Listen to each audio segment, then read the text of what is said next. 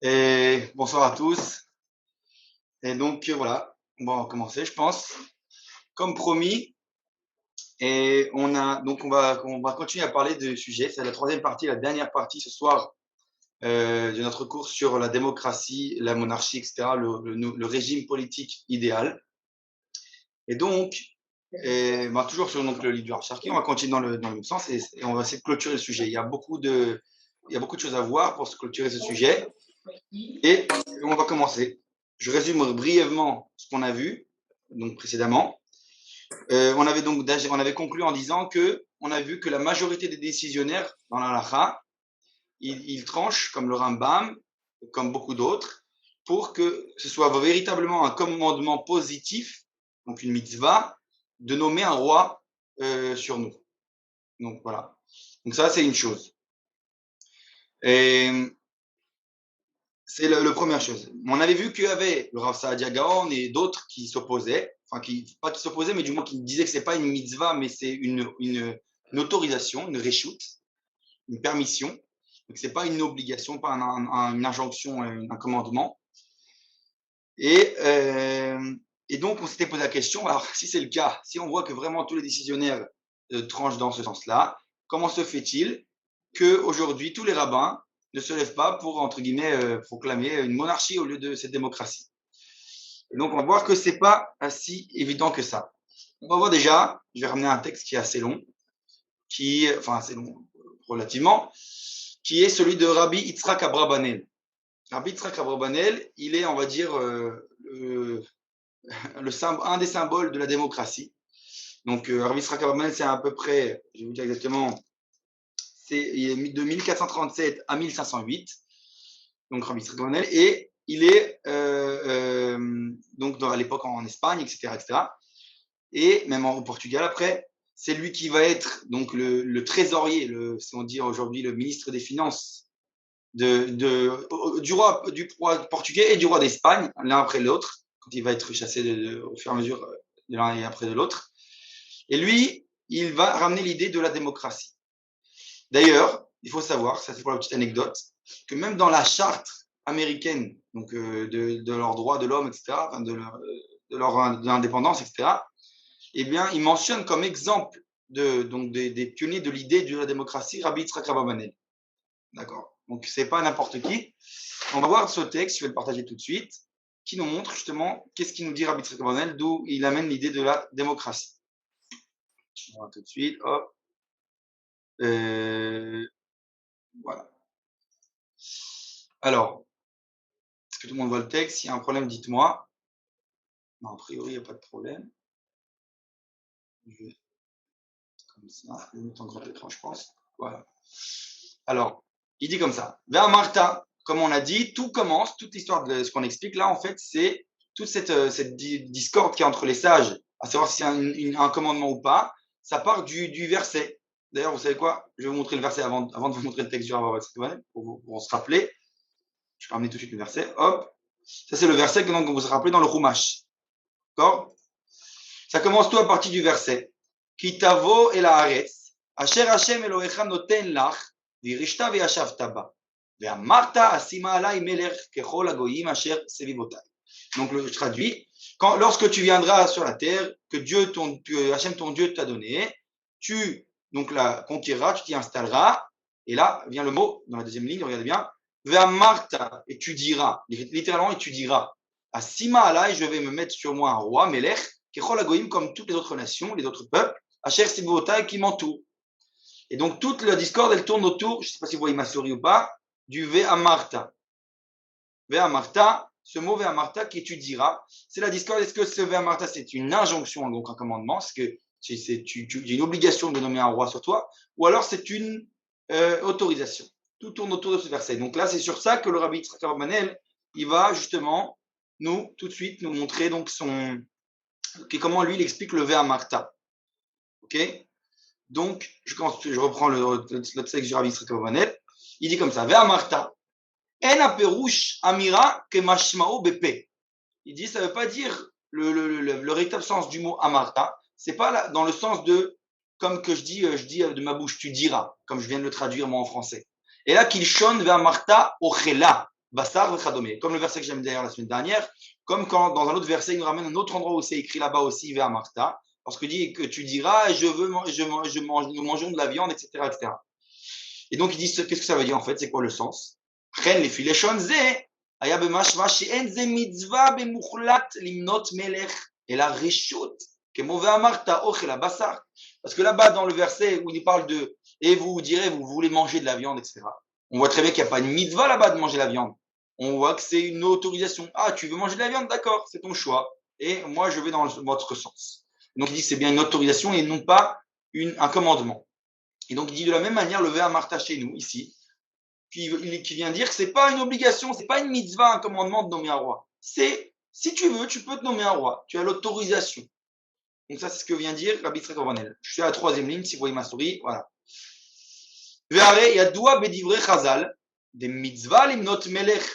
Il dit pourtant, c'est étonnant parce que, comme je l'ai rapporté la semaine dernière, il y a donc même chez les sages, dans le Talmud, une marloquette, une discorde, savoir si, une divergence d'opinion, savoir si il faut aller selon donc, le commandement ou pas. Et donc il dit pourtant, on sait qu'il y a les sages, nos sages qui ont dit que c'est une mitzvah, c'est un commandement de nommer un roi. Imken le maektiva Martha. Alors comment ça se fait que le verset, il dit Vea Martha, et tu diras. Donc il dit Denira de Mishum de Anagata Medina, Mishtane im mitznaeg alpi da'at melucha ou alpi da'at ha'am venifrarehem. Alors là, regardez bien, je vais traduire littéralement et après je vais traduire dans le langage de nos jours. Il dit, il me semblerait que c'est bien pour la raison pour laquelle c'est comme ça, c'est parce que il dit que la direction d'un État, donc dans un pays, elle change en fonction de quoi? Ou data melucha ou data ha'am vanifrerem. Donc là, littéralement, ça veut dire ou selon une opinion monarchique ou selon une opinion d'un peuple qui s'auto-élise. Donc dans le langage de chez nous, ou monarchie ou démocratie. Et donc, il dit que ça, cette idée, je ne sais pas si vous vous rappelez ceux qui étaient là la semaine dernière, c'est exactement l'idée que ramène Aristote. Aristote, il dit, c'est vrai, il n'y a pas de régime idéal, on avait vu. Il dit, ça dépend. Il y a une période comme ci, une période comme ça change, il faut s'adapter à ce qui nous entoure. Et donc, c'est ce qu'il dit Rabbi Yitzhak Ababanel, il dit, il n'y a pas d'obligation de faire une monarchie. Ça dépend. Parfois, il faut une démocratie. Parfois, une monarchie selon le contexte, selon la situation. Et Yesh Medina she'ena, il donne des exemples.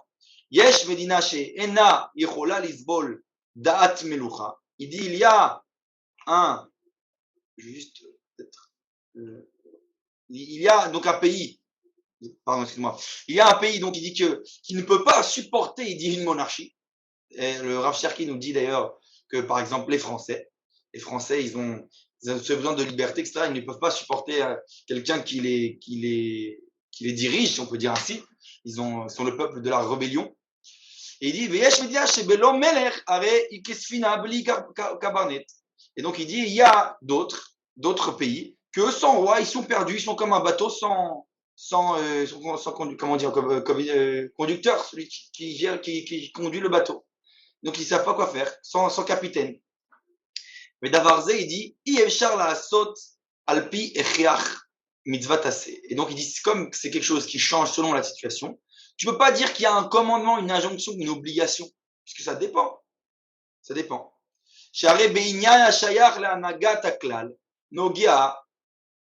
les ספק נפשות שדוחה מצוות תעשה, משום מה כי לא אפשר לצוות בהחלט למנות מלך, כל זה שלא עלה בהסכמת העם לסבול עול מלך על פי שרואים מדינות אשר סביבותיהם מתנהגים בסדר יותר נכון. Et donc il dit, comme bien sûr que la direction d'un État tout entier, c'est évident aussi que ça touche également à un, comment on appelle ça, au piquoir nefesh. C'est-à-dire qu'il peut y avoir des dégâts sur les gens, il y a des gens qui peuvent en mourir, ça peut provoquer des guerres, etc., guerre civile ou pas. Mais en tout cas, ça peut provoquer, c'est un danger de vie. Donc il dit, ça peut, comme c'est un danger de vie, dans la halakha, on sait très bien que le piquoir nefesh, il repousse presque tout, piquoir nefesh. Donc presque toute la Torah, il repousse. Et donc il dit à plus forte raison que ça repoussera cette fameuse mitzvah tassée, si tu dis que c'est une injonction positive, de nommer un roi.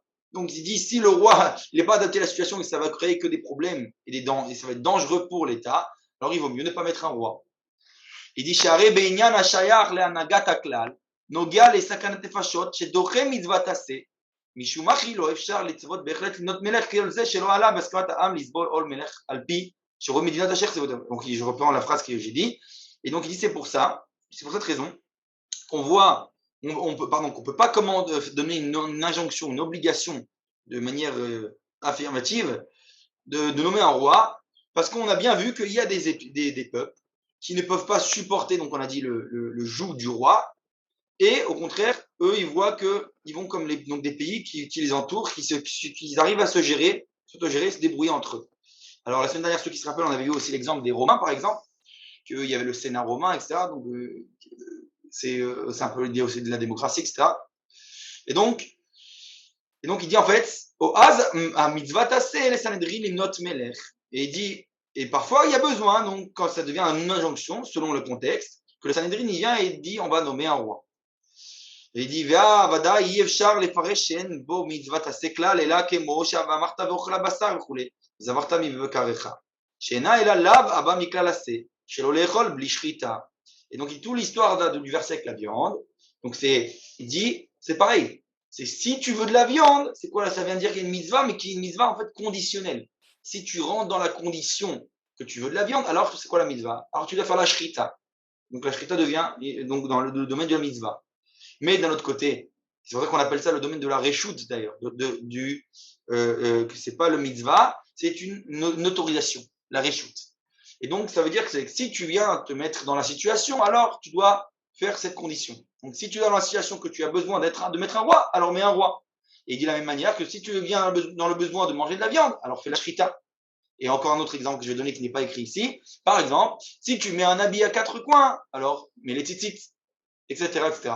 Donc ça veut dire qu'à l'origine de l'origine, bien c'est-à-dire qu'aujourd'hui, c'est vrai que on prend sur nous, le peuple d'Israël a le minhag de mettre les tzitzit malgré tout, de mettre exprès un habit à 4 coins pour remettre les tzitzit dessus. Mais à l'origine, c'est une mitzvah qui dépend que si j'ai pas d'habit à 4 coins, j'ai pas l'obligation de mettre des tzitzit dessus. C'est que si je mets un habit à 4 coins, que je dois mettre des tzitzit. Donc ça veut dire que si je rentre dans la condition, je dois remplir la condition donc l'injonction qui est conditionnelle, donc qui est du domaine de la réchute, de la possibilité de l'autorisation. D'accord? Donc ça, c'est le premier point. Et voilà, je descends un petit peu. Regardez, on continue le texte du Rav Yitzhak Aronel.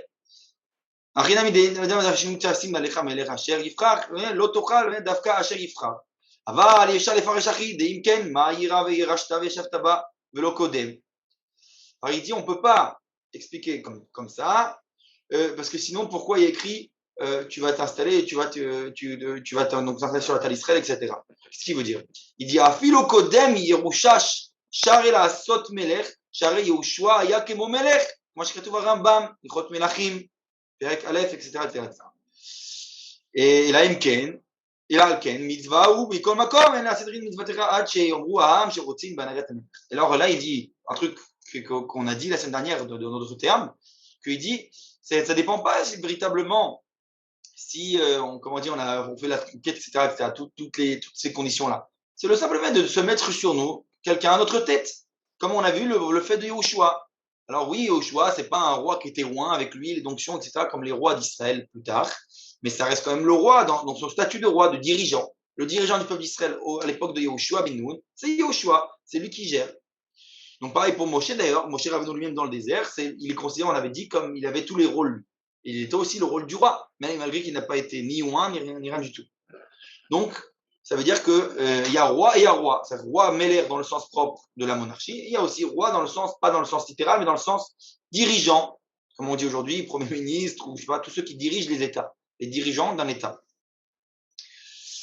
Et donc ça c'est pour le texte du Yitzhak Aronel, et on finit. ומשום אחי כל משך 300 שנה שהיה המשכן נבחר בשילה, לא היה מלך, דהיינו משום שלא היה בזה הסכמת העם. Et là, il a dit, une idée qu'on a dit la semaine dernière aussi, que ce roi doit être nommé, ce dirigeant ou ce roi, peu importe, selon que le peuple a dû être d'accord sur la nomination de ce roi. Si le peuple ne veut pas de lui, il ne peut pas être nommé dirigeant ou roi. Et donc il dit, c'est pour cette raison que pendant 300 ans, quand il y avait le Mishkan à Shiloh, il n'y avait pas de roi. Parce qu'ils n'avaient pas ils n'arrivaient pas à se mettre d'accord. C'est ce qui se passait pendant presque toute la période des Shoftim, on a vu, où il y avait des tribus. Si tu mettais un roi de telle tribu eh bien, les autres tribus n'auraient pas accepté, etc., etc. Il n'y avait pas de coordination entre les tribus. Ils ne se mettaient pas d'accord, et donc on n'a pas pu mettre de roi sur nous. Ça, c'est pour la première partie. Maintenant, regardez la deuxième partie du verset. Vous vous rappelez, on a dit Kechol Agoim Asher Sevivotai, comme tout, on a dit de mettre un roi comme toutes les nations qui nous entourent. Alors, il y en a beaucoup qui ont vu dans ce verset-là quelque chose de péjoratif. Alors quoi, on veut un roi parce que tout le monde a un roi, alors nous aussi on veut un roi. C'est comme ça que quand ils sont venus, le peuple d'Israël demandait à Shmuel, voilà, beaucoup qui l'ont vu comme ça. Et donc il dit, c'est pas, qu'est-ce que ça veut dire? Il vient nous dire le Rabbi Tzakavan, c'est une histoire de l'Echol Agoim Asher Sivota, il dit, c'est l'olinyan mishpatim miredeze asur lanu miletzet mishpatei haTorah, mishmachim yekpid הקדוש ברוך הוא על ישראל בימי שמואל שאמרו ושופטינו מלכנו בכל הגויים. וגם לא לעניין מלחמה, אם ירצה השם, שגם זה הקפיד הקדוש ברוך הוא ואמר לשמואל שלא אותך מעשו, כי אם אותי מעשו, ממלוך עליהם. פירוש, לא כיוונו לעניין משפטים שנוגע לשמואל, אלא לעניין מלחמה שהיו בכל ימי השופטים, בלי משגיח קבוע, על צחקי הכלל, בעניין מלחמה עם האויבים, עבודה זרה. עד ועוד דבר השם על ידי שופט. והם רצו שיהיה מלך משגיח עבודה זרה. על זה, סליחה. ועל זה הקפיד הקדוש ברוך הוא.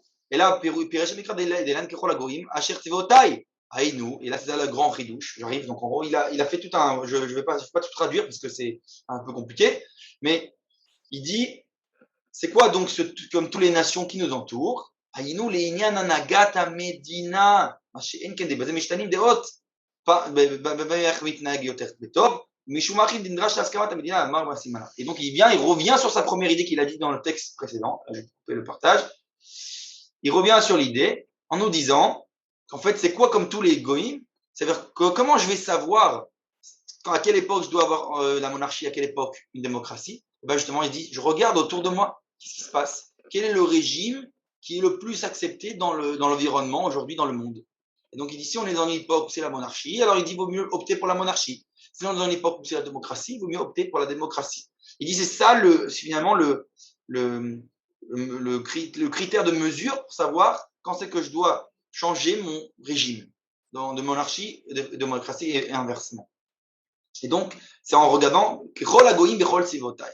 tout ce qui se passe autour de moi. Je dois être toujours lié à l'entourage. D'accord? Donc ça, c'est la première idée autour de Rabbi Yitzchak Abarbanel.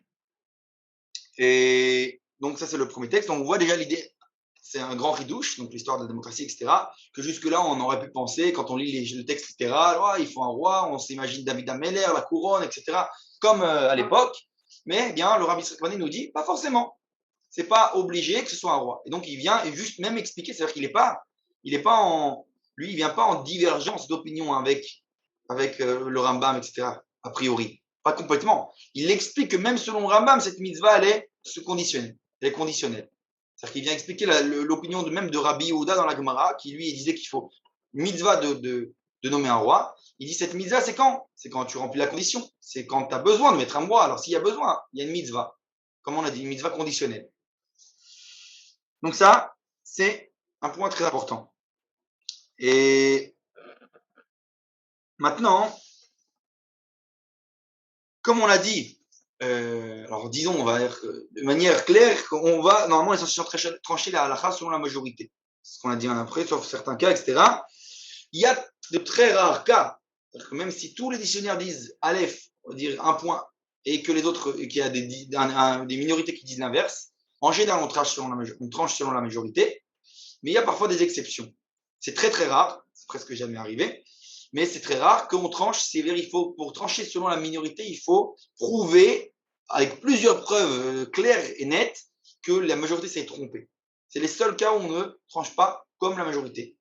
Donc bon, après, on reste quand même un peu de manière ambiguë, sauf si on va, comme on l'a dit, de manière littérale, comme le Rabbi Yitzchak Abarbanel, c'est-à-dire d'expliquer que même selon ceux qui disent qu'il y a une mitzvah, c'est conditionnel. Sauf que littéralement, on va dire que on peut pas la plupart des cigars, c'est pas ce qu'ils ont dit. Ils ont dit véritablement, il faut une obligation, on arrive en Israël, on nomme un roi. Et d'accord. Maintenant, on va rentrer justement pour comprendre cette question. D'accord. Donc, et qu'est-ce qu'on va faire? Donc, si si jamais on va essayer, bon, je vais comme ça. On va amener maintenant un autre texte, un des acronymes, qui s'appelle le Nativ Mivologine. Alors son nom entier, je l'ai ramené.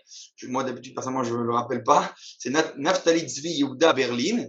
C'est le natif de Vologine. Il faut savoir que le Rav Kook lui-même a appris dans sa yeshiva, donc du natif de Vologine. Paradoxalement, même ce qu'on était à mes cours sur les différentes opinions au sionisme, même le Admour de Satmar, donc le père de l'antisionisme, lui aussi a étudié chez le Nativ. Donc paradoxalement, les deux, ils sont devenus deux courants complètement différents. Ils ont étudié chez le même Rav, chez le Nativ. Eh bien, le Nativ, lui, c'est de 1816 jusqu'à 1893. Et il a dans son commentaire sur la Torah, Emek Davar, il va approfondir cette question encore. Lui aussi, il élargit l'idée a priori, de démocratie, pas démocratie, etc., du Vea Martha, le fameux verset. Alors, on va dire comme ça. Je vais ramener le texte, on va lire le texte d'abord, voilà. Hop. Hop.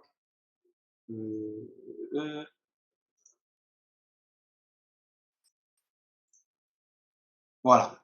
Il dit comme ça. Je vois tout le monde le texte. Il dit comme ça. הקדמה אחת הנה ראוי שנדע אם המלך הוא דבר הכרחי ומחויב בעם חיוב עצמי או אפשר בלתו. Alors il dit comme ça, il dit, je vais faire une introduction pour expliquer tout le sujet, bon comme c'est, je ne vais pas ramener tout le texte, j'en ai une partie, celle qui traite à notre sujet. Il dit, je vais faire une petite introduction pour expliquer, est-ce qu'on a pour nommer un roi, nommer un roi, est-ce que c'est quelque chose d'obligatoire, donc on a exactement la même question qu'on s'était posée, est-ce que c'est, donc comme on a dit, quelque chose qui est obligatoire ou c'est quelque chose qu'on peut sans? Et alors il ramène les philosophes que eux ils ont pensé que c'était oui le cas.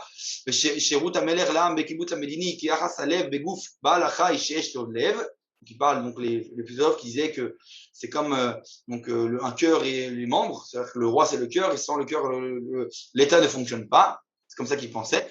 Et donc ils ont fait ça comme leur méthode des philosophes, comme le lien de la cause première au monde qui l'entoure. C'est comme il y a tout le temps chez eux le centre et la périphérie. ואם המעיינים האלה יסברו שהמלכות תגזור 3 דברים, הראשון האחדות וההיעדר השיתוף, והשני ההתמדה וההיעדר החילוף.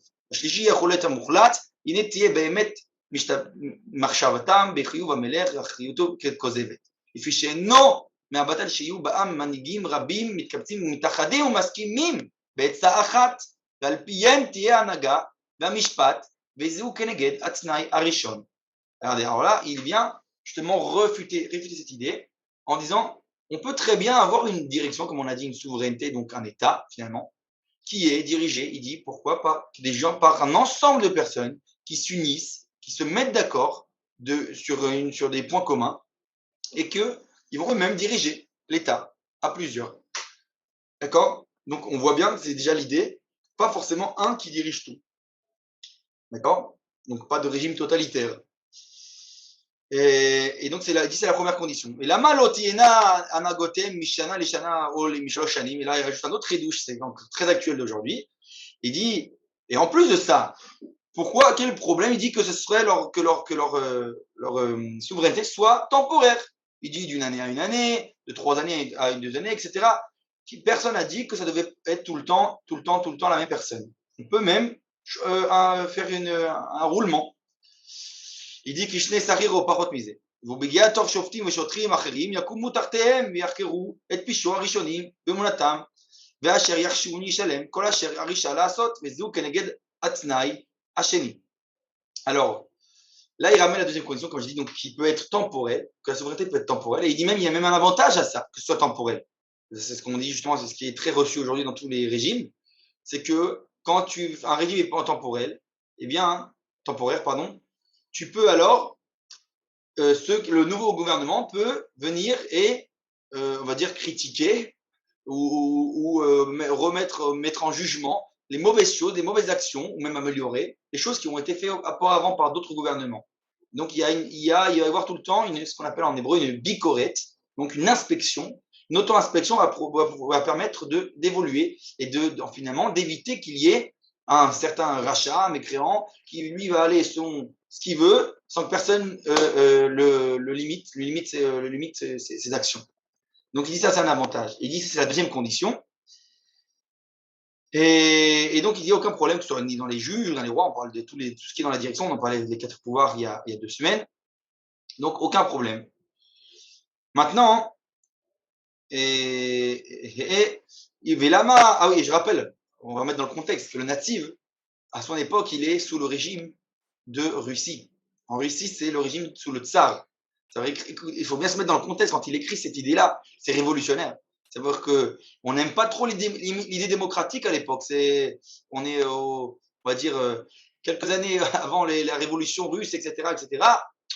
Ils n'aiment pas trop l'idée de la démocratie chez le tsar, chez le dirigeant russe. C'est totalitaire. Donc, il prend du risque à parler comme ça, le natif. Il faut bien se remettre dans le contexte. ולמה לא יהיה גם כן יכולתם מוגבל ומסודר, כפי הדתות והנימוסים הדין נותן שהיחיד ורבים הלכה כרבים, ושיותר קרוב להיות הפשע באדם אחד, כמו שאמר במשלי רמב"ן ורסה, חמת מלך מלכי מוות, ושחיתהו אנשים רבים באוזדם יחד. כי אם האחד יתה מיני דרך ימחו אחרים בידו, ובהיות הנהגותיהם זמיניות והם עתידים לתת את הדין אחרי ימים מועטים, יהיה מורה בשר ודם עליהם, ומה לנו להביא על זה טענות שכליות, והנה הניסיון גובר על העיקש, הביטו וראו ארצות שהנהגותיהם על ידי המלכים, והיום הזה ראינו כמה ארצות שהתנהגותיהם על ידי השופטים, מושלים זמנים נבחרים, וביניהם המלך אלוהים עמהם, משפט נבחרה להם בסידור מוגבל, והם הרודים בעם העושים בעיני המלחמות, לא יעמוד אם לשבט או לארצות. Bekitsour, ce que je veux dire là, c'est quoi? C'est que ce qu'il est en train de dire en fait, c'est que justement il y a aussi un autre avantage, comme je viens de dire, c'est que si il y a un roulement, comme on l'a dit, ça va éviter qu'il y en a un qui dirige tout et qui en fait qui va faire que des mauvaises choses, des mauvaises actions, et il sent que jamais vient une personne le réinspecter, le vérifier, etc. Et il va pouvoir faire ce que bon lui semble, et ça va être le chaos total, comme on dit. Et donc il dit le fait qu'il y a un roulement et que c'est temporaire et que c'est plusieurs aussi, maintenant il parle du plusieurs, même si c'est maintenant, imaginons, même passant le côté temporaire, le fait qu'on est plusieurs, en général c'est plus compliqué, il dit que ce soit une assemblée de mécréants qui font des mauvaises actions, parce qu'en général si quelqu'un il lève le petit doigt, l'autre il va s'opposer dans la même assemblée. Donc c'est dit qu'il y a plus de chances que ce gouvernement, s'il est avec plusieurs personnes, soit juste et droit, que si c'est une seule personne autoritaire, qu'il n'y a personne qui lui fait on va dire comment dire en français, la contre-force, quoi, si on peut dire ainsi. Il n'y a personne qui va le contrer, donc il n'y a pas d'inspection, rien du tout. Donc il y a beaucoup plus de chances qu'il ne soit pas droit du tout. Je vais pas relire tout le texte comme on l'a dit, parce que c'est assez long. נטיית צבי היה לכל ארצות ומלכויות אחרות, גדולות וקצינות עיניהן מלך עליהן. Je passe, je vais arriver au point qui nous touche.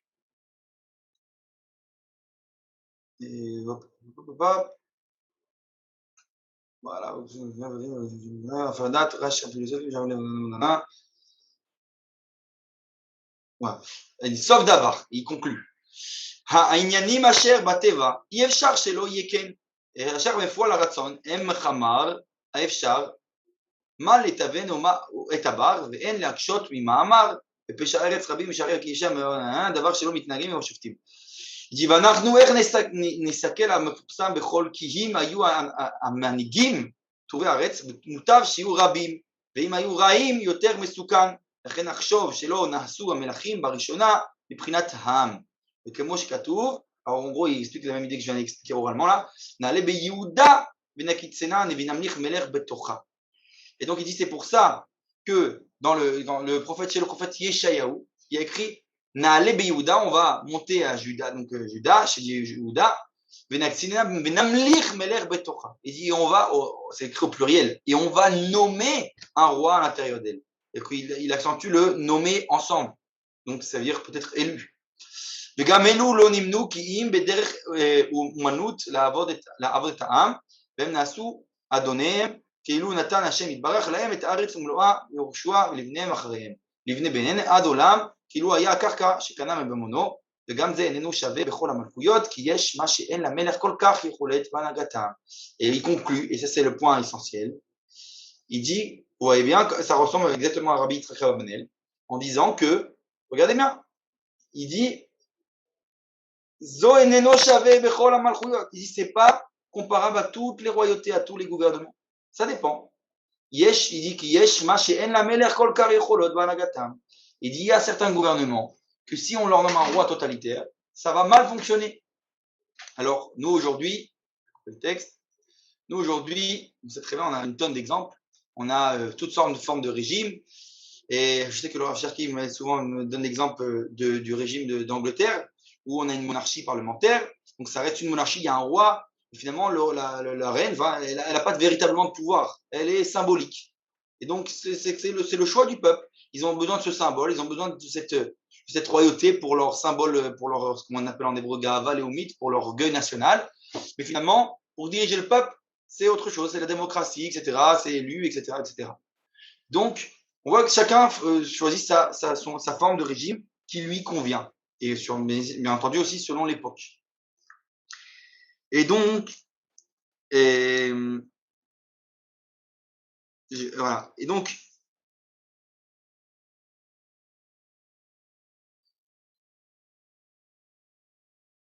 voilà.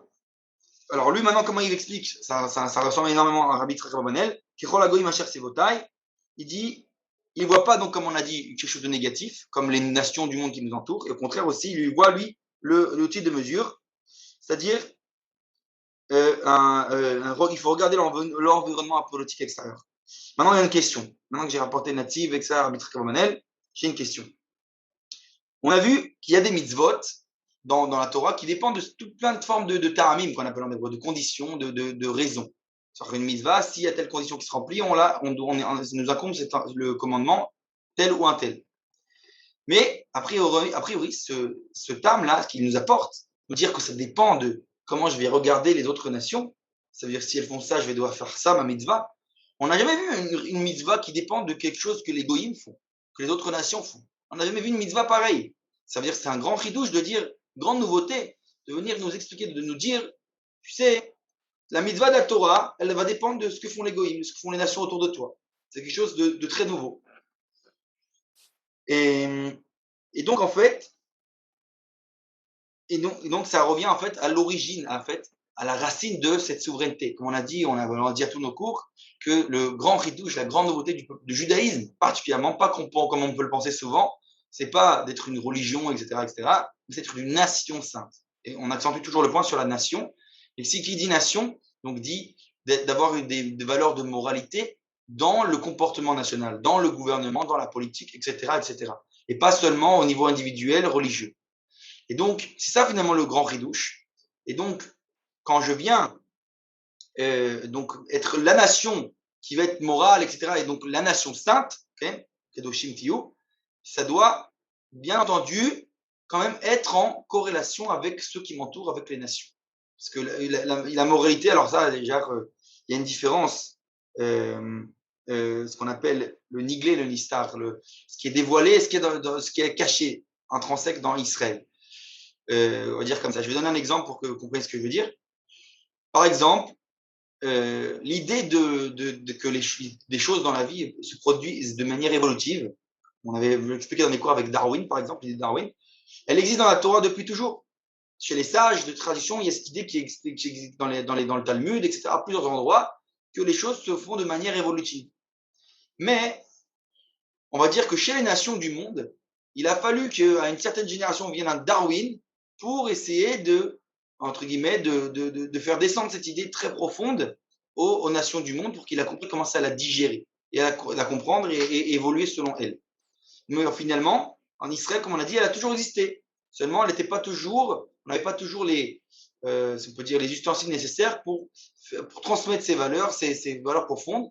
Et il fallait en chaque génération tel ou tel philosophe, tel ou tel scientifique, peu importe toute l'histoire, elle a fait que doucement, doucement, les nations du monde, les goïms, ont acquis des valeurs qui en fait étaient présentes chez Israël depuis toujours, mais cachées chez les sages, chez les grands, et qui doucement, doucement sont devenus si on peut dire, la nourriture du commun des mortels. Ça veut dire c'est ce qui s'est passé pour le Darwin, ce qui a provoqué, etc. Beaucoup d'idées qui avant étaient comprises que par un tout petit groupe de personnes dans le monde, aujourd'hui, sont devenues très élargies. C'est pour ça qu'on appelle qu'aujourd'hui, avec les technologies, etc., il y a beaucoup de choses qui sont très claires pour chacun. Alors qu'avant, on avait les analphabets, on ne savait pas lire, il n'y avait que les sages, que certains sages qui avaient une chorma, une sagesse, qui comprenaient certaines choses. Et d'autres, il y avait une certaine ignorance. Et plus on avance dans le temps, et plus le monde, il a de plus en plus de dates, de connaissances. Et plus il a des connaissances, plus il peut comprendre et digérer des idées profondes. C'est d'ailleurs toute la Torah de la Kabbalah, c'est ça. C'est pour ça que de notre génération, c'est de plus en plus la génération où il faut transmettre la Kabbalah, puisqu'on a une génération qui demande de la profondeur. Donc il faut lui donner cette nourriture adaptée, cette Kabbalah, la profondeur des choses, et pas rester sur le sens premier. Et bien de la même manière, il nous explique, c'est exactement pour ça, comme on est un État qui doit être une nation sainte, on est obligé d'être adapté à ceux qui nous entourent. Ça veut dire que pour que eux comprennent. Si nous, on vient, on va dire comme ça, on va dire dans un temps où tout le monde aurait été monarchie, on aurait été une démocratie, ils n'auraient pas compris. Ça aurait été ils n'auraient pas pu accepter qu'on soit une nation sainte, on est trop différents d'eux, et donc ça n'aurait pas marché. Inversement, dans un temps où tout le monde est démocratie, sinon on met un roi monarchique, etc., pareil, ça peut causer des problèmes. Il y aura toujours un écart entre les deux. C'est pour ça qu'il dit ce critère de que toutes les nations qui nous entourent, il vient en fait comment dire, mettre sur le même plan, si on peut dire, les nations et Israël. Qu'on vient donner notre morale, mais à travers, sur le même plan que les autres, pour qu'ils puissent digérer ce qu'on vient leur apporter. Donc ça, d'où l'importance. Donc c'est pour ça que cette mitzvah, elle dépend, puisque c'est une mitzvah a priori qui est pas une mitzvah stam, mais qui est une des racines de tout ce que le judaïsme doit faire, d'être une nation sainte. Et donc ça va se résumer justement dans le verset qui a été dit à Abraham, kol mishpechot adam, seront bénis par toi toutes les familles de la terre. Donc ça veut dire, la bracha, d'ailleurs bricha en hébreu, c'est un terme agricole qui vient, comme on dit que, on prend une branche, on vient le puiser pour faire une nouvelle racine. Donc ça, c'est que si ça puise de quelque part, il s'est puisé, après pour faire une nouvelle racine. Donc la bracha, d'où les nations du monde vont puiser leurs racines, de ce nationalisme d'Israël. Et si il y a cet écart entre les deux, alors ils n'arriveront pas à puiser, donc ils n'arriveront pas eux-mêmes à faire des nations, eux aussi, morales. Pour apprendre la morale, ils sont obligés d'être sur le même plan. Maintenant, donc ça prouve, donc, comme on a dit, c'est très clair, qu'Israël a un message pour les nations, d'accord? Et que tant qu'on n'agit pas sur le même plan, comme on a dit, eh ben, la culture la culture politique mondiale, eh ben, ils ne peuvent pas entendre notre message. Ils n'ont pas les bonnes oreilles pour. Maintenant, à partir de ça, alors, il dit c'est pour ça qu'on doit justement aujourd'hui défendre le régime démocratique. Comme on dit, on doit s'adapter à l'époque. Aujourd'hui, le régime le plus ou moins accepté dans l'ensemble du monde, c'est la démocratie. C'est accepté parce qu'on doit choisir ensemble, etc. Et maintenant, pour ce faire, je vais amener un autre texte du Rav Kook cette fois, dans Oroth Israël, Observatria. Instant. Tac. Hop. Hop. Voilà. Non, oui, pas encore, excusez-moi. Hop. Voilà. Il dit comme ça, le Rav Kook. C'est une petite pisca, pas très grande. Je vais la voir entière, c'est mieux. Parce qu'elle n'est pas très grande non plus. Il dit Tzedaka asa akadosh baruch imolamo. Il a dit, il a fait une grande bonté, une tzedaka, a fait Hachem avec son monde. Mashelo natan kol hakishronot bemakom echad, qui n'a pas donné toutes les capacités en un seul endroit. Lo beish echad, non plus dans une seule personne. Velo be'am echad, et pas dans un seul peuple. Lo ba'aretz achat, et pas dans une seule terre. Lo bedor echad, et pas dans une seule génération. Velo ba'olam echad, et pas dans un seul monde. Ki im efuzarim hem hakishronot ve'echar hashlemut shiu koach hamosher hayoter ha'ideali ou agorem lehemshech acharei achdut hameromema. Et donc il dit, alors quoi? Il les a éparpillés, toutes les capacités, on a dit toutes les propriétés, tout. Chacun a sa propriété dans les terres, les générations, les personnes, les peuples, les terres, etc., etc. Le monde, tout a été éparpillé dans toutes les générations, dans toute l'histoire. Et il dit, et donc pourquoi? Pour arriver, tous aspirer à cette perfection. Il dit, c'est ça la force qui puise de l'idéalisme, qui amène que on va aller faire finalement l'unité véritable, l'unité de tous les temps, l'unité de tous les endroits, l'unité de tous les peuples, toutes les terres, etc., etc. Il dit, et c'est ça qu'on dit dans le verset qui dit que ce sera dans ce jour-là que Yahashem Echad, le nom d'Hachem sera un et son nom un. C'est-à-dire que son nom, c'est son dévoilement. C'est-à-dire que, comme on avait dit dans d'autres cours, Dieu est l'unité qui va se dévoiler dans la multiplicité, dans ce monde-ci. Le monde qui commence par le bet de Bereshit, c'est le 2. C'est la dualité. Qui commence le 2, c'est le début du multiplié. Et donc, c'est le 1, le Echad de Aleph de Anori Hachem, des 10 commandements de Sarata Dibrot, qui va nous dire l'unité va se dévoiler dans ce monde ici-bas, le Bereshit, le monde du bet, le monde du duel, le monde de la multiplicité. Et donc, tout le but, c'est que tout ce monde aux diverses facettes va dévoiler l'unité, le Echad, la source de tout, Hachem. Otsar Zgulat Olamim Be'Israël ou Ganouz. Et donc, il dit, c'est un peu ce que j'ai expliqué aussi oralement avec Darwin et compagnie, j'ai expliqué qu'il dit que Otsar Zgulat, le trésor de la Zgulat des mondes, il est déjà inclus en Israël, mais de manière cachée. Comme on a dit, c'est caché chez Israël pendant toutes les générations. On attend juste que ça se dévoile, que ça va être accepté et digéré par les nations, au fur et à mesure de l'histoire. אבל כדי לאחד במובן כללי גם כן את העולם עמם מוכרחים צדדי כישרונות מיוחדים להיות חסרים בישראל. כדי שיושלמו על ידי העולם. Et alors il va encore plus que ça, il dit parfois, on parle dans le niglé, donc dans le côté dévoilé, chez Israël, il va a priori manquer certaines facettes. Et c'est pour que les nations viennent nous les compléter. Mais comme on l'a dit, elles manquent que de manière extérieure.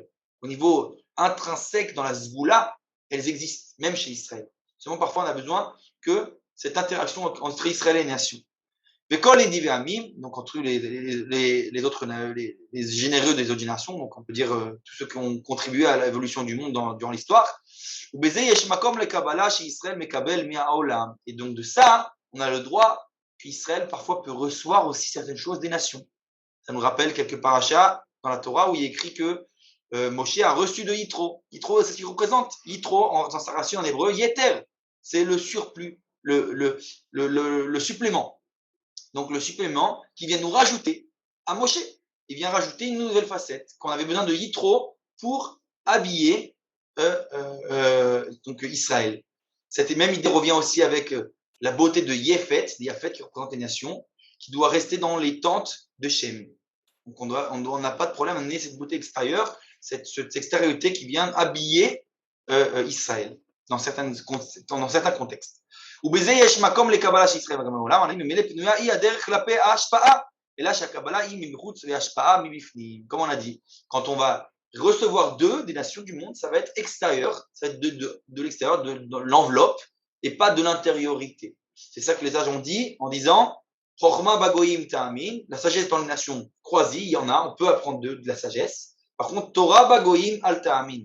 Une Torah, c'est-à-dire l'essence de tout, de notre vocation, de notre moralité, etc., etc., ça, on ne peut pas l'apprendre des nations du monde. C'est chez nous intrinsèque. Donc, c'est exactement la même idée. Et donc, il y a certains domaines où on peut être influencé des nations, on a le droit même, c'est même recommandé. D'autres domaines où on ne peut pas. Bien entendu, tout ça, sous condition. Je vais attendre voir s'il a dit.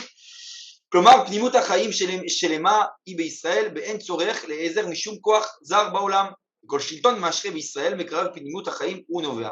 מקרב אחיך, מופרח שבאחיך. Alors il dit, donc de l'intériorité, comme on a dit, on a, comment on appelle ça, on n'a pas besoin d'influence des nations au niveau de l'intériorité, de l'intrinsèque. Par contre, et d'ailleurs ça vient s'exprimer, par le fait qu'il dit, quand on va se nommer un roi, il écrit, les sages ont dit, Mikerev achicha, de l'intérieur de tes frères, Mimoufrach sheba achicha, du meilleur de parmi tes frères. Ça veut dire que ça doit être parmi tes frères. D'ailleurs, même la halakha, elle dit que même un converti, qui a subi une certaine influence des nations, n'a pas le droit d'être roi en Israël. Pourquoi? Parce qu'on doit que le roi, ça doit être celui, le dirigeant doit être quelqu'un qui vient de l'intérieur, qui a en lui toutes les valeurs intrinsèques d'Israël, sans aucune influence extérieure. Et pour ce qui est du reste, on a le droit en tant que nation de recevoir certaines influences. Mais en tout cas, le cœur, l'intériorité ne doit pas être influencé par les nations.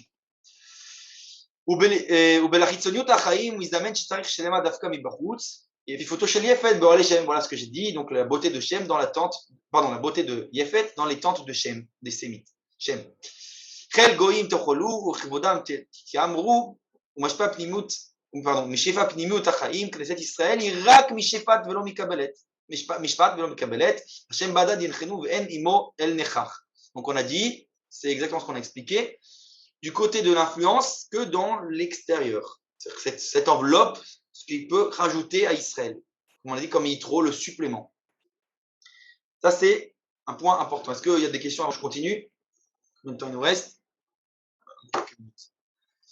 Donc, s'il n'y a pas de questions, je continue. Et maintenant, alors, on va toucher maintenant, et j'en reviens donc justement, alors finalement, comment ça se fait que dans le judaïsme, dans toutes les générations, il y a quand même cette émouna qu'on attend, le roi Mashiach, Melech Mashiach, le roi. On n'attend pas un gouvernement, un truc, on a a priori cette habitude de penser à une royauté, une certaine monarchie. Alors on va voir d'où ça provient. Et il dit, parce que si on vient de dire tout ce qu'on vient de dire, démocratie, etc., influence des nations et compagnie, quel rapport avec ce fait qu'on parle du roi Mashiach, finalement on parle quand même d'une monarchie. Donc, pour répondre à ça, on va déjà rapporter un des opinions dans le Talmud qui est très peu connu, mais qui est d'ailleurs réfuté par la halakha, il est repoussé même dans le Talmud même, mais qui existe quand même. C'est celui de Rabbi Hillel. Pas Hillel, le connu Hillel, Rabbi Hillel, c'est plus tardif. Il dit En lahem mashiach leIsraël, shekvar achlou bi'imei Chizkiyahu melech Yehuda. Lui, il dit il n'y a pas de Mashiach en Israël. Il dit pourquoi? Parce qu'ils ont déjà eu l'occasion à l'époque de Chizkiyahu, le roi Chizkiyahu, roi de Juda, et on a perdu l'occasion. Alors, est-ce que ça se littéralement, on a perdu l'occasion et c'est fini? Non. Alors il explique, non, c'est pas que, on va voir justement le Rav Kook qui explique que, en fait, on n'a plus besoin du Mashiach. Le Rabbi Hillel, il pense qu'on n'a plus besoin du Mashiach. Il a joué sa fonction à l'époque de Rabbi Chizkiyahu, de Chizkiyahu Amelech, du roi Chizkiyahu, mais que maintenant on n'a plus besoin de lui. Du coup, il va expliquer Rashi que ça veut dire quoi, que il pense que ce ne seront pas délivrés, mais que on peut être délivré sans roi. C'est ce qu'il dit Rashi explicitement, il écrit, on peut être délivré les Lomelech, sans roi. Ça, c'est un ridouche. Déjà, il existe cette opinion. Rashi il explique que cette opinion, il dit, ah oui, on peut très bien avoir la délivrance, le messianisme sans messie. Messianisme sans roi Mashiach. Ça veut dire que comme on l'expliquait avec Rabbi Yitzhak Ronel et le natif. Donc c'est un ridouche. Bien entendu, cette opinion est réfutée, comme on l'a dit dans le Talmud. On repousse, on amène des preuves. On dit que dans le prophète Zecharia, il ramène donc des paroles de prophètes qui parlent là-bas de roi Mashiach, alors que c'est beaucoup plus tardif. Donc il parle d'un temps beaucoup plus bien après, et pourtant on parle encore de l'idée de roi. Donc tu vois bien que c'est bien après Chizkiyahu, et toi tu nous parles encore de Melech Mashiach. Donc tu viens bien dire que c'est pas fini, on a encore besoin d'un roi. Et finalement, c'est ce qui est reçu par la halakha, c'est ce qui est aujourd'hui accepté par l'ensemble du peuple d'Israël, qu'on attend toujours le roi Mashiach. On a la Emouna, etc. Donc, on attend finalement véritablement, oui, un roi. Alors, comment ça concorde avec notre idée de démocratie, etc. Je vais rajouter un point personnel à moi, que finalement, il y a une certaine maturité d'être sans roi. Ça veut dire que quand on arrive à, finalement, c'était tout le but de la création, quand Dieu il arrive à créer une création indépendante par elle-même, c'est tout l'idée de l'indépendance d'un État aussi, etc., ça veut bien dire que c'est une certaine forme de maturité, ils peuvent se débrouiller tout seuls. C'est Chazvé Shalom que Hachem, ça ne veut pas dire qu'il n'est pas là, mais c'est que Hachem, il se dévoile à travers nous, à travers sa création. Et donc, pareillement pour le démocratie, finalement, dans une certaine démocratie, si on arrive à se gérer de manière mature, finalement, on n'a pas besoin de ce roi qui nous dirige. C'est que ce roi, c'est qu'un outil. Donc finalement, on peut se débrouiller tout seul si on est assez mature à se débrouiller comme des grands, comme on dit. Donc, quelque part, dans l'idée de monarchie de roi, il y a quelque chose d'un peu enfantin. Alors, comme on a dit, pourquoi malgré tout, là, je continue, pourquoi malgré tout, on croit à ce roi Mashiach, etc. Alors qu'après, ça a l'air pas très idéal. C'est-à-dire qu'il peut avoir plein de problèmes, etc. Et là, je vais justement ramener euh,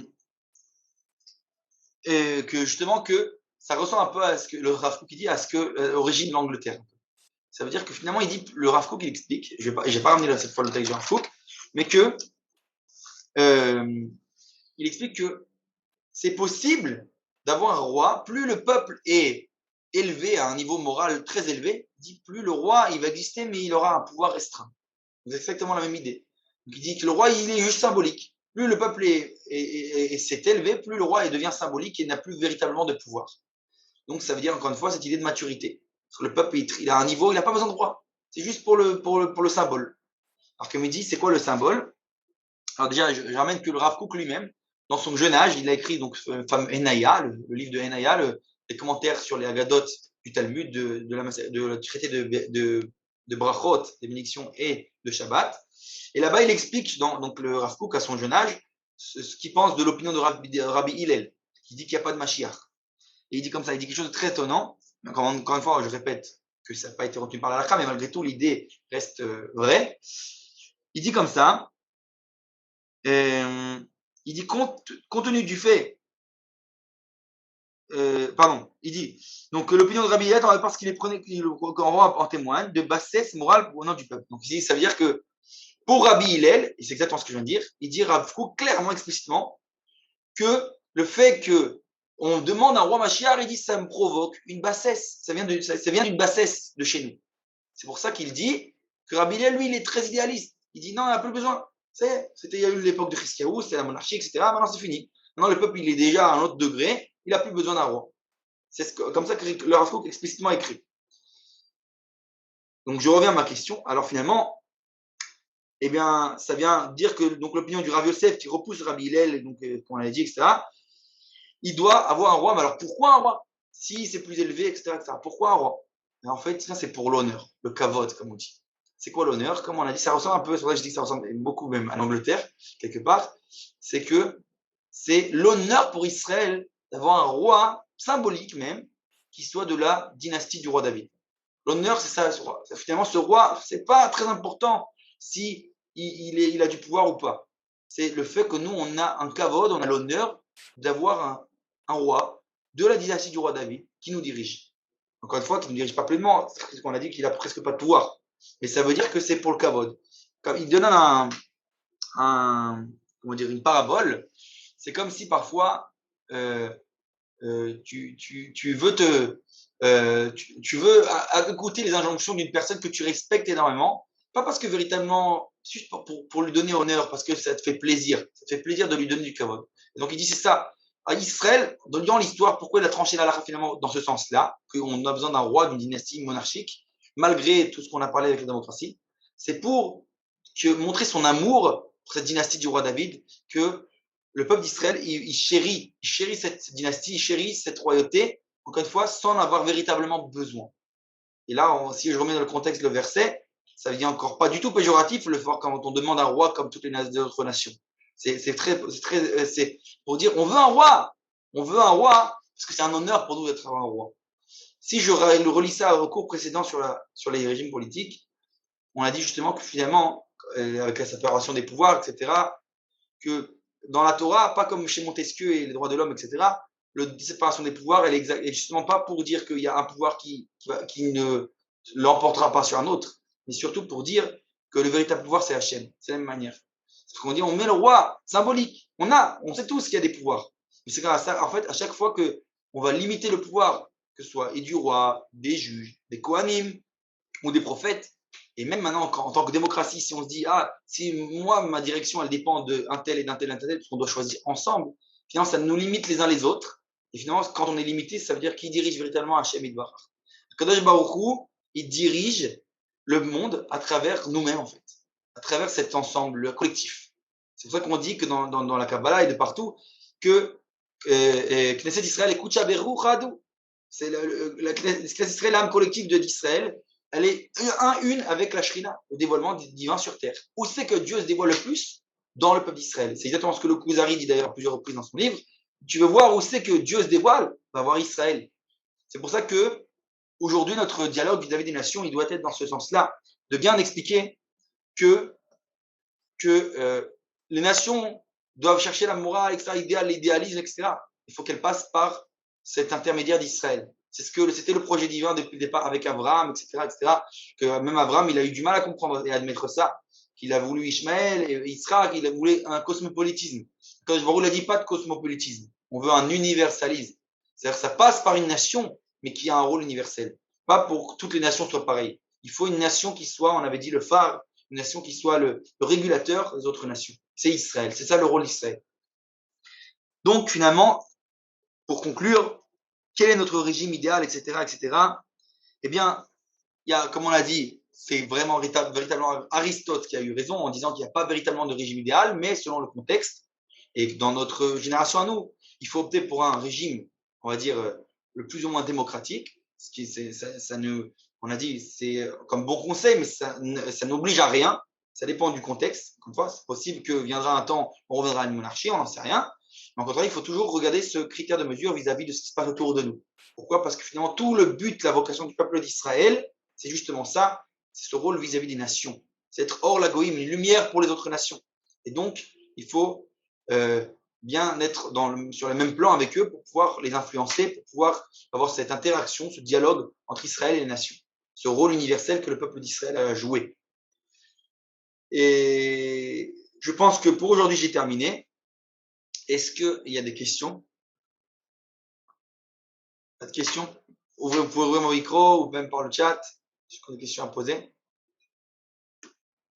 S'il n'y a pas de questions, je donne le programme la semaine prochaine.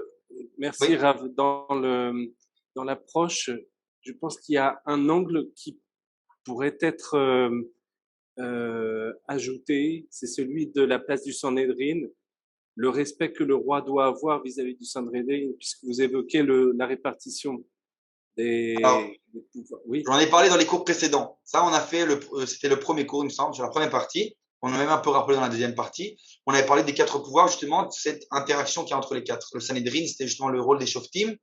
On avait dit les Kohanim, les prêtres, le rôle, on va dire, du culte, si on peut dire ainsi, le rôle du Beth Amikdash, etc.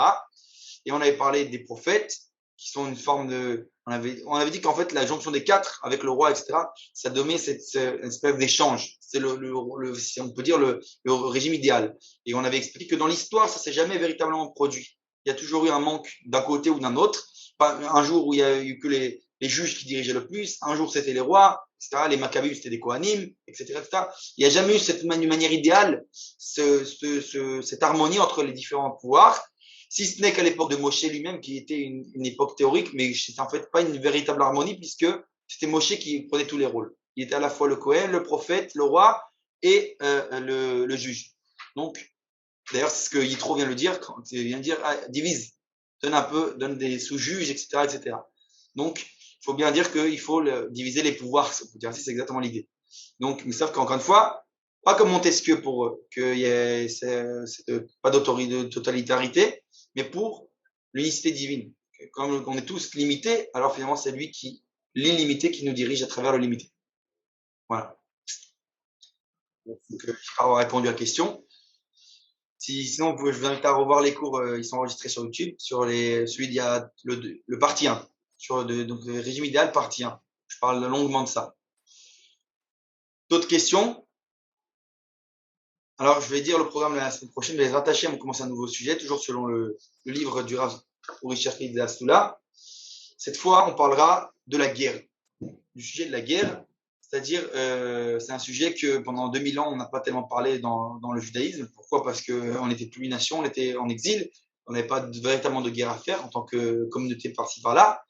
En tant que nation, ce sujet revient à l'actualité. Est-ce que la guerre c'est idéal, ça ne l'est pas, etc. Est-ce que c'est prôné par Israël, pas prôné par Israël? Et on verra qu'il y a 2 livres centraux qui parlent de ce sujet dans la littérature juive, si on peut dire ainsi, qui sont le Rambam, dans l'Ichot Melech ou Melachim, Milchamot Melachim, et le Rav Kook lui-même, dans Oroth, qui a une partie qui parle des guerres. Donc voilà, on élargira sur ce sujet. J'espère que vous serez là tous nombreux, 20h30 comme d'habitude, et on va élargir sur le sujet des guerres. Voilà. Erev Tov, bonsoir à tous.